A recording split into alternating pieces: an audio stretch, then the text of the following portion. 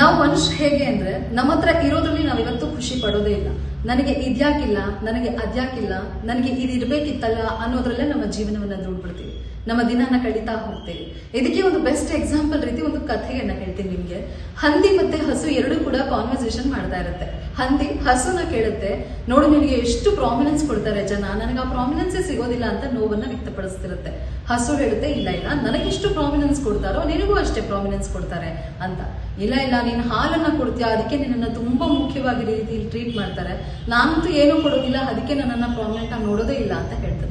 ಅದಕ್ಕೆ ಹಸು ಹೇಳುತ್ತೆ, ಮೇ ಬಿ ಇದೊಂದು ಕಾರಣ ಇರ್ಬೋದು, ನಾನು ಜೀವಂತ ಇದ್ದಾಗ್ಲೇ ಕೆಲವೊಂದು ಕೊಡುಗೆಗಳನ್ನ ಜನಕ್ಕೆ ಕೊಟ್ಬಿಡ್ತೀನಿ, ಮೇ ಬಿ ನೀನು ಸತ್ತ ಮೇಲೆ ನೀನು ಮಾಂಸ ಹಾಕ್ತೀಯಾ, ನಿನ್ನ ಚರ್ಮವನ್ನ ಯೂಸ್ ಮಾಡ್ಕೊಳ್ತಾರೆ, ಅದಕ್ಕೆ ಇರಬಹುದು ಅಂತ ಹೇಳುತ್ತೆ. ಇದರ ನೀತಿ ಪಾಠ ಏನು ಅಂದ್ರೆ, ಬದುಕಿದ್ದಾಗ್ಲೇ ನಾನು ಎಷ್ಟು ಗಳಿಸ್ತೀನಿ ಅದರಲ್ಲಿ ಒಂದಿಷ್ಟು ಕೊಡುಗೆಗಳನ್ನ ಅಥವಾ ಅದರಲ್ಲಿ ಬೇರೆಯವ್ರಿಗೆ ಒಂದಿಷ್ಟು ಕೊಟ್ರೆ ನಾನು ತುಂಬಾ ಖುಷಿಯಾಗಿರ್ತೀನಿ.